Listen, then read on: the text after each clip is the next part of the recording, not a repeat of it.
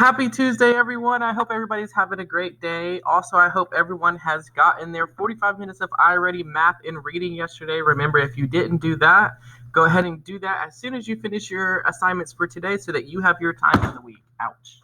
All right, so let's go ahead and just jump right in with what we're going to do today. This is going to be a fairly quick video, so let's just go ahead and get over with. All right, so our essential question for this week, remember, it's the same as what it was last week. It says, how can I determine the central message of a fable, a folk tale, or a myth? And what we're going to do today is we're going to review some vocabulary for fables, folk tales, and central message. We're going to identify the moral. And central message of a few paragraphs. We're going to fill out a graphic organizer to tell the moral of each paragraph, and then we're going to do some multiple choice questions. So I have a quick video. It's literally 1 minute, just explaining what the central message is. So let's watch this. Announcing the central message. What is the central message? The central message is the big idea, or another way to say this is, what is the text really about? Now you might be thinking, how can I find the central message? First, you need to annotate the text. Underline the important events in the story. Then ask yourself, what did the character learn? Use the important events that you underline to support your answer. Last, write the big idea or central message of the story. What is the author trying to tell the reader? Let's practice with an example from the C- story. In this story, Jody was upset because she got a C- in PE on her report card. She was worried that her dad would be disappointed in her. When she told her dad, he laughed. He knew she wasn't good at sports, but was proud that she did her best. What did she learn in this story? Jody learned that she wasn't perfect at everything, but her dad was still proud because she did the best she could. What's the central message? You might not be the best at everything, but you should always give your best effort. Now it's your turn. All right, now it's our turn.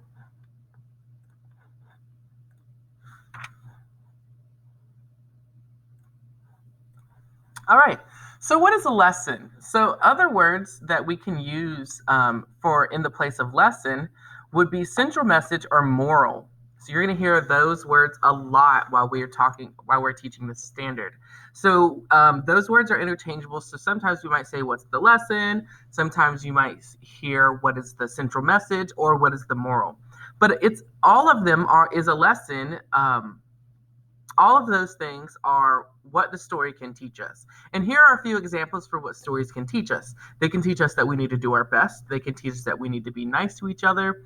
They can teach us that we need to tell the truth. They can teach us to never give up. They can teach us to be a friend, and they can teach us to be brave. So last week we talked about what a fable was. And a fable is a fictional story, a story that's not real, that teaches a moral or a lesson. It's usually a shorter story with a problem and solution, and most of the time it has animals as the characters. So last week I told the story of the tortoise and the hare, and the lesson that the hare learned in that story is that slow and steady wins the race. The tortoise won the race because the hare was being kind of cocky, and he raced to the end of the finish line and then was like, the tortoise is so slow, I could just sit here and relax. And then the hare fell asleep. But the tortoise did not. And the tortoise just kept working and kept steadily going, and he ended up winning. Next, we have a folk tale. A folk tale is also a fictional story. It's not real, but it teaches a moral or a lesson. It's usually a longer story with a problem and solution. Sometimes it has good versus evil characters. Last week, I read the story of Jack and the Beanstalk. That was a longer story, and the problem was that, Jack and his family, they were poor. They couldn't afford any food. And so as a solution, he went and he sold the cow for 5 magic beans. But that made another problem. They didn't have any food, and so his mom threw them out the window. Then a beanstalk grew, and his solution was that every day he went up the beanstalk and he stole some of the gold back from the giant. All right, so we're going to be working on there's 4 short stories that I'm going to read. We're going to fill out a graphic organizer, and then we're going to do 5 other paragraphs. So let's get started. So while I'm reading this, I want you to see if you can figure out what the moral or the lesson or the central message, whatever you want to call it, is of this story. And then when we're filling out the graphic organizer, you're going to check to see if you're right. All right. So story 1. Danny saw his friends playing on the classroom iPad. He knew he wanted a turn. He decided to tell the boys that the teacher said it was his turn. The boys felt sad, but still gave Danny the iPad. The entire time Danny played on the iPad, he felt guilty for telling a lie. He went to the other boys and gave them the iPad back and told them that he was sorry for not being honest. So think about what the central message is for this story. What did Danny learn? All right, story 2. Jill had homework for math, reading, and writing. Her friends asked her to come over after school. Jill knew she really needed to do her homework, but she didn't want to miss out on playtime. Jill asked her mother if she could go to a friend's house. She asked if she had any homework, but Jill said no. The next day at school, Jill got a detention because her homework was not finished. All right. What is the central message? What's the moral? What's the lesson? What lesson did Jill learn in this story? Story 3. Ben knew the school rules on the playground. You were not supposed to hang from the monkey bars unless there was a teacher around. Ben wanted to impress his friends, though. So Ben decided to jump up and grab the monkey bars. As soon as he reached for the next monkey bar, his finger slipped and he fell to the ground. Bill heard a pop and felt a lot of pain in his arm. He knew it was broken. All right, so what is the moral or the lesson or the central message that Ben learned in this story? And story number 4. Beth was trying out for the soccer team for the 5th time. She has tried out every year for the last 5 years, but has never made it. Beth thought that she would try again because she had been practicing a lot.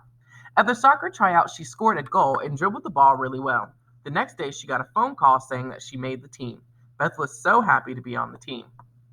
All right, so what is the lesson, the moral, the central message that Beth learned in this story? Now, let's talk about them. So the first story was about Danny and the iPad. What was the moral that Danny learned about lying to his friends? So I'm going to say that Danny learned that honesty is the best policy. We do not lie to our friends. All right. So the next one is about Jill. And Jill wanted to go out and play with her friends. So she told her mom that she didn't have any homework. And then Jill got detention because her homework wasn't finished. So what did Jill learn? Jill learned that you should work before you play. And that lying gets you nowhere. Guys, it's always best to just go ahead and tell the truth. It's better for everyone. Next is, what's his name? Ben and the monkey bars.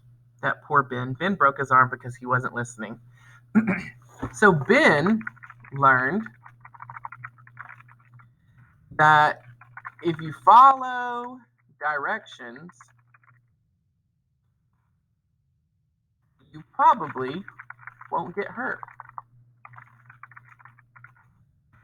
Teachers, our rules are just not to be boring.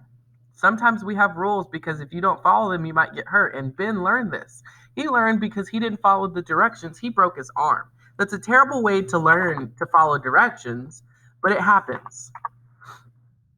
And then this last one, this last one was about Beth trying out for the soccer team. So Beth tried out for 5 years in a row, and she did not make it.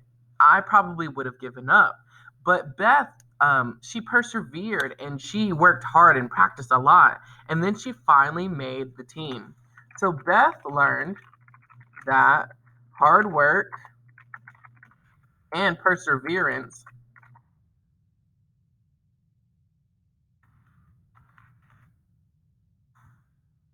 I was going to spell it wrong. Perseverance really pay off.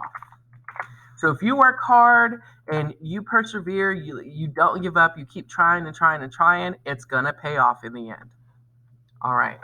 So we have read 4 stories and we have filled out our graphic organizer. Our last step is that we have these 5 colorful ones here that we need to read.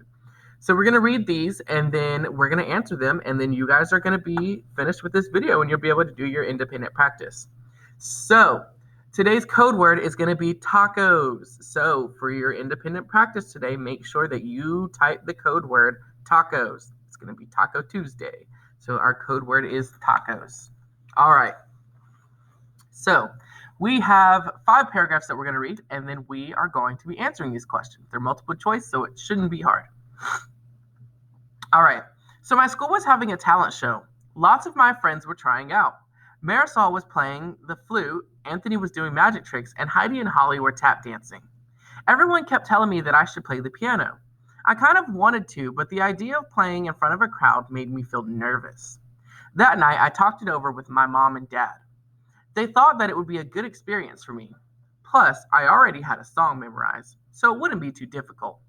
The next day, I signed up for the tryouts. I can do this, I told myself.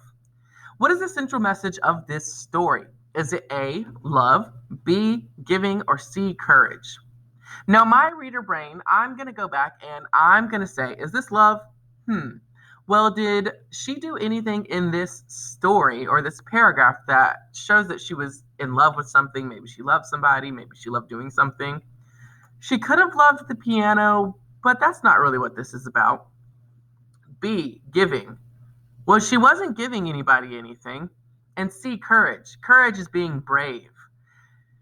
Now, I'm going to say that it is C, courage. And the reason for that is because if we go back in the text, she says, I signed up for the tryouts. I can do this, I told myself. If you're not sure about something and you tell yourself, I can do this. I know I can do this. You're being courageous. You're being brave. Even though you're scared, you're still going through with it. You're being brave. All right. So this next one. It's either going to be generosity, responsibility, or jealousy. If you're being generous, that means you're giving things to other people. If we all know what being responsible is, and we all know what being jealous is. All right. Tiana's parents worked hard, but there never seemed to be enough money. They made sure that each of the 3 kids had plenty of food and enough clothes to wear, but there wasn't much left over for extras. At school, Tiana noticed all the new outfits Anaya wore. Tiana wished that she could have fancy clothes like that too. Tiana also heard Anaya talk about dance lessons and big vacations. Anaya wasn't bragging, but whenever she mentioned them, Tiana felt less grateful for what she had. All right, so what is the central message of this story? Is Tiana being generous? Is she giving anything to anyone and not expecting anything back? No, she's not. Is she being responsible? She's probably a responsible person, just like all of us are, but this story doesn't really tell us anything about her being responsible. Is she being jealous? Yes, she is being jealous, and we can figure this out by looking at the last sentence. Anaya wasn't bragging, but whenever she mentioned them, Tiana felt less grateful for what she had. So she felt less grateful for what she had. She wanted the things that Anaya had. She was jealous of her. And there's really no need to be jealous of anyone. As long as you're happy with what you have, that is fantastic. All right, next one. Our teacher, Mr. Waverly, put us into small groups for a project. He said that he wanted to see how well we could work together. He also wanted to see how creative we could be as a team. He gave each group a piece of paper and some school supplies like glue, tape, paper clips, and a stapler. Our goal was to make the longest paper chain we could using the materials we had. We had 15 minutes to work on it. At first, all of us talked at once, but then we got organized and came up with a plan. So what is the central message of this story? Is it cooperation? Were they working well with each other? Is it hope? Were they being hopeful that they could get through something? Or was it courage? Were they being brave about something? Let's start with cooperation. So it could be cooperation because, they got organized and came up with the plan. But remember, we have to read all of our answer choices before we pick an answer. Was it B, hope? Were they being hopeful about something? Did something go wrong and they were like, oh no, I hope we can get through this? No. Was it courage? Were they being brave about something? Were they overcoming a fear about something? No. So I'm going to say that this was cooperation. They were working well together. All right, next one. This is either going to be self-control, loyalty, or friendship. We all know what self-control is. Loyalty is when you are loyal to you're being true to like a friend or to something. So like not lying to your friends, not betraying somebody, not being a traitor. And then the last one is friendship. We all know what friendship is. The local college had a team called the Tigers. For several years, the Tigers were winning quite often. There's a typo. They went to the state championships and sometimes came in first there too. At that time, the crowds were always huge. Lots and lots of people came to watch them play. Now, though, the Tigers aren't doing very well. Lots of their fans have stopped watching the game. Not my family, though. We are Tiger fans, no matter what. You will always find us supporting them. So, is there anything in here about self-control? Is there an example of self-control, for example, would be if I got so angry that I started, I would usually throw everything off the desk and flip my chair in the classroom, but this time I didn't do that. No, there's not any examples of that. Loyalty, like I said, remember, is staying true to something, not being a traitor, not giving up on someone just because they're not doing great. There is loyalty in this. They're Tigers fans no matter what. They're always going to support them. But remember, we have to read all of our answer choices before we pick one. Is there anything in here about friendship? No, nothing about friendship. So I'm going to say that this answer is loyalty. They were being loyal. All right, last one.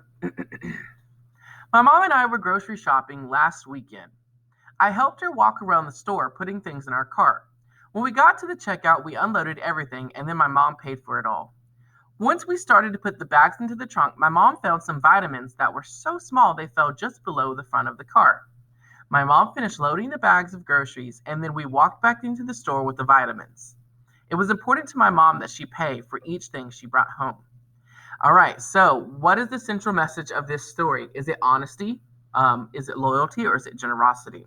So remember, we know what honesty is, we know what loyalty is, and generosity, remember, is the same as being generous. It's like they're giving things to people.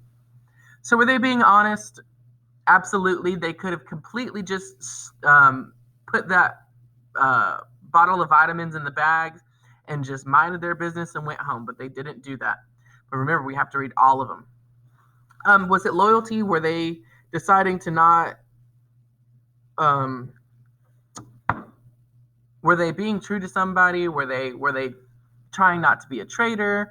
Were they not giving up? No, there's not really any examples of that. They could have been loyal to the grocery store that they're shopping in, but this one is going to be that's not the best answer for this one. Next is generosity. Remember, generosity, being generous, is that you're giving things to people and not expecting anything in return. Not that either. So I'm going to say that this was honesty. They could have completely put that bag, those vitamins in a bag and got in their car and drove home. They were already out of the store with them, but a lot of people won't do that because karma. All right. So for your assignment today, you're going to be doing almost the same thing. Well, exactly the same thing. You're going to have 5 of these task cards that you're going to do, and you are going to be just reading each of the paragraphs, and you're going to circle the best answer for each of these. So I just walked you through how to access it. After you do the 5 task cards, 1, 2, 3, 4, 5, the last thing that you're going to do is you're going to type today's code word. Remember, I gave you this earlier in the video, so make sure to type this so that your teacher will grade your assignments for you. All right, boys and girls, have a great day. I will hear from you guys tomorrow. Bye.